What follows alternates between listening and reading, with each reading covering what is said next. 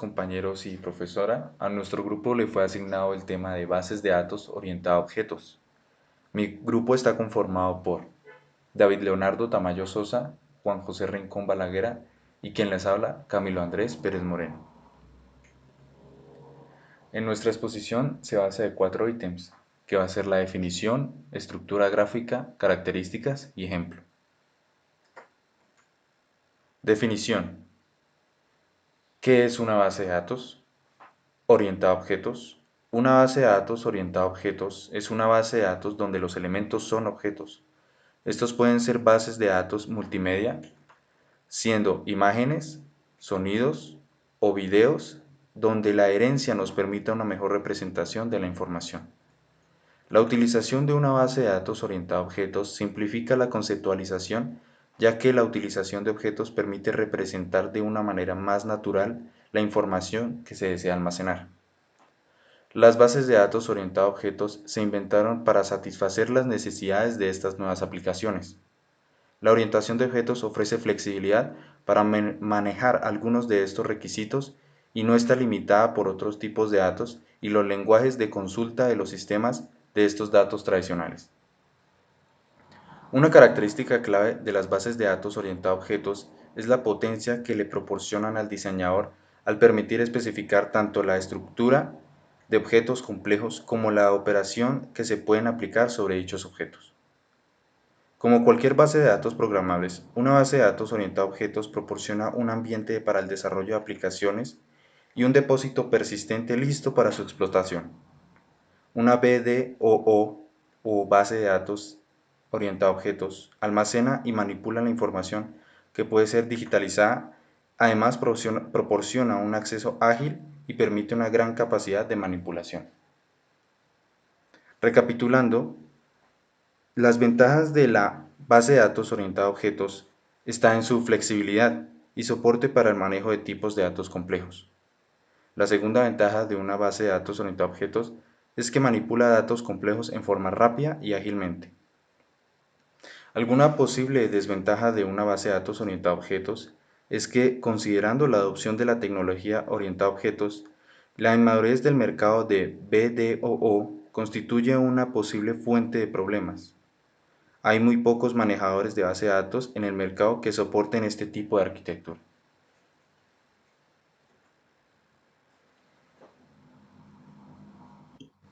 Eso, para poder entender mejor las bases de datos orientadas a objetos, debemos dejar claros algunos conceptos como herencia. En programación orientada a objetos, la herencia son clases que se crean a partir de una ya existente. Estas clases son llamadas subclases, y la clase de la que parte tiene varios nombres, como clase padre, clase principal o superclase. Estas subclases pueden tomar métodos o atributos de la superclase. Como lo vemos en el ejemplo que se muestra en pantalla, la superclase en este caso sería la mascota y subclases vendrían siendo perro y gato. Perro y gato comparten los mismos atributos que mascota, que son nombre, raza, altura, además de los métodos, correr, saltar y comer. También pueden tener pueden tener sus propios atributos y sus propios métodos. Siguiente. Encapsulamiento. El encapsulamiento ayuda a mantener la integridad de los datos que contiene un objeto, es decir, a que los datos sean correctos y estén completos, además de evitar el acceso desde otras rutas distintas a las especificadas. Modificadores de acceso. Los modificadores de acceso son estos tres que se ven en pantalla, aunque algunos lenguajes de programación manejan otros. Permiten dar un nivel de seguridad restringiendo el acceso a diferentes atributos y métodos, haciendo que el usuario tenga que seguir una ruta especificada por el programador para poder acceder o modificar algún dato. El primero sería Private, que únicamente va a tener acceso si se trata de un método de la misma clase. Para poder manejar los datos de tipo Private desde otras clases, se hace el uso de getters y setters. Protected. Este tiene acceso desde el mismo paquete o si crean de este mismo. Public tiene acceso libre desde cualquier otra clase. Siguiente.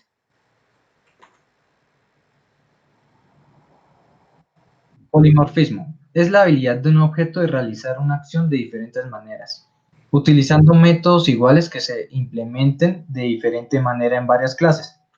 Polimorfismo estático, con sobrecarga de métodos. Es cuando el programador decide cuál método usar, cuando el programa decide cuál método usar de acuerdo al orden o tipo de dato en los parámetros del método. Polimorfismo dinámico, con implementación de objetos. Es cuando nosotros implementamos objetos, pero nosotros mismos los llamamos. Siguiente. Abstracción. Es un principio por el cual se descarta información que no resulta relevante en un contexto particular. La abstracción consiste en captar las características y funciones que un método desempeña y son representados en clases, atributos y métodos de dicha clase. Por ejemplo, tenemos la clase persona y de esta podemos recolectar características como lo son nombre, apellido, edad o dirección. Y algunas funcionalidades como lo son hablar, comer, dormir o trabajar. Siguiente. Características de las bases de datos orientadas a objetos. La principal característica de las bases de datos orientadas a objetos se pueden dividir en tres grupos. Son las que se pueden ver en pantalla, que son mandatorios, opcionales y abiertas. Los mandatorios son aquellas características que deben estar en la base de datos orientada a objetos de forma obligatoria, es decir, los requisitos imprescindibles que el sistema debe tener. Debe soportar objetos complejos. Los objetos deben tener un identificador al margen de los valores de sus atributos. El esquema de la base de datos orientada a objetos tiene un conjunto de clases: concurrencia, recuperación, complementación computacional, persistencia y manejador de almacenamiento secundario. Las opcionales es cuando no es necesario incluirlas, pero si la base de datos orientada a objetos cuenta con ellas, hará que el sistema sea mejor, entre otras. Herencia múltiple, diseño de transiciones y versiones, comprobación de clases e inferencia de la distribución. Abiertas.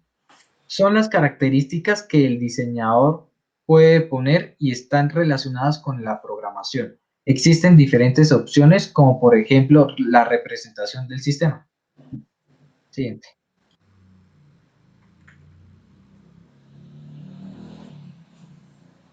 Bueno, para poder complementar los apartados ya mencionados, yo les voy a plantear un ejemplo, pero para poder entender este ejemplo, primero les voy a plantear este modelo. En este modelo podemos ver al objeto persona que tiene dos subdivisiones, las cuales son empleado y cliente. Estas subdivisiones sabemos que se plantean gracias a la herencia o se pueden definir gracias a la herencia. También vemos que empleado se divide en secretaría e ingeniero, y ingeniero a su vez se divide entre civil y electrónico. Las bases de datos en sí son conjunto de tablas, las cuales almacenan información, los valores o los datos de nuestros diferentes objetos a manejar. Aquí es cuando logramos relacionar lo que es las bases de datos con la programación orientada a objetos.